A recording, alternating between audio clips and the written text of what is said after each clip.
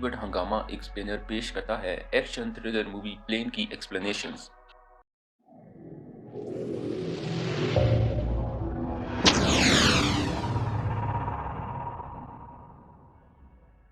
Movie की शुरुआत में हम ब्रोडी टॉरेंस नाम के एक कमर्शियल पायलट को देखते हैं जो अपनी बेटी से बातें करता हुआ प्लेन की तरफ जा रहा होता है। अब इससे पहले कि वो अपने प्लेन को उड़ाता, इससे पहले से ही बताया जाता है कि इस प्लेन में एक खतरनाक कातिल भी है जिसे सिंगापुर से टोक्यो जेल में मुंतकिल किया जा रहा था। इसलिए इसे तमाम मुसाफिरों से अलग रखा जाता है। अब हम देखते हैं इस प्लेन के सारे मुसाफिर बैठ चुके थे, जिसके बाद ब्रोडी और उसका को पायलट सैम्यूल प्लेन को टेक ओवर करते हैं और कुछ ही पलों में प्लेन हवाओं की ऊंचाइयों में उड़ने लगता है। अब पूरा दिन सफर करने के बाद जब रात होती है तो मौसम खराब होने लगा था, जिसकी वजह से प्लेन के रेडियो का कंट्रोल रूम से कनेक्शन भी टूट जाता है और इसी दौरान आसमानी बिजली प्लेन के साथ टकराती है, जिसकी वजह से प्लेन को एक जोरदार धचका लगता है। ब्रोडी जल्दी से सभी मुसाफिरों को देखने जाता है जो सभी ठीक थे, लेकिन एक बार फिर बिजली की कड़कड़ाहट प्लेन से टकराती है जिससे प्लेन को झटका लगता है, जिससे इस बार ब्रोडी भी जख्मी हो जाता है। लेकिन वो फिर भी प्लेन के कंट्रोल रूम तक पहुंच जाता है और अपने को पायलट से कहता है कि हमें जल्दी से प्लेन को लैंड करवाना होगा,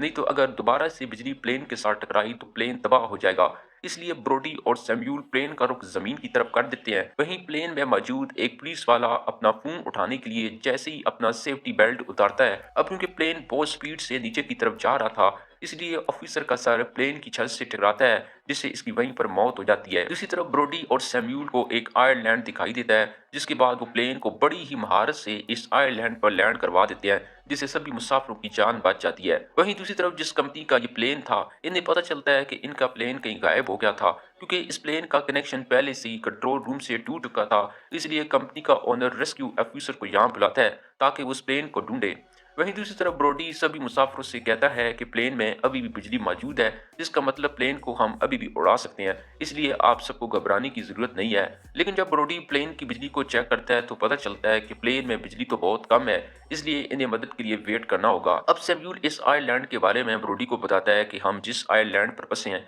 ये एक प्राइवेट आइलैंड है जहाँ कुछ ऐसे माफिया वाले काम करते हैं जो किसी सरकार या कानून को नहीं मानते, इसलिए वो हमें नुकसान पहुंचा सकते हैं और अगर उन्होंने हम सबको पकड़ लिया तो हमारी हुकूमत भी हमें नहीं बचा पाएगी। ये सुनकर ब्रोडी और सैम्यूल जल्दी से अपने प्लेन का रेडियो ठीक करने लगते हैं ताकि वो सरकार से मदद बुला सकें, लेकिन वो रेडियो ठीक नहीं होता, जिसके बाद ब्रोडी सभी मुसाफिरों को यहाँ छोड़कर इस आइलैंड की दूसरी तरफ जाने का फैसला करता है ताकि वो किसी दूसरे रेडियो को ढूंढ सके। ब्रोडी अपने साथ इस कातिल जिसका नाम माइकल था, इसे भी अपने साथ ले जाता है, क्योंकि ब्रोडी को लगा था कि अगर इन पर किसी ने हमला किया तो माइकल इनका मुकाबला कर पाएगा, क्योंकि माइकल एक कातिल होने के साथ साथ एक सोल्जर भी था। दूसरी तरफ हम देखते हैं इस आयरलैंड के माफिया के लीडर को भी पता चल गया था कि इनके आयरलैंड पर एक अनजान प्लेन इमरजेंसी तौर पर लैंड हुआ है, जिसके बाद वो सभी इस प्लेन को लूटने की गर्ज से इसकी तरफ जाते हैं। दूसरी तरफ ब्रोडी चलते चलते एक पुरानी फैक्ट्री तक पहुंच गया था जहां उसे अंदर एक फोन मिलता है, तो ब्रोडी फौरन इस फोन को चालू करके हेल्पलाइन को कॉल करके अपनी लोकेशन बताता है,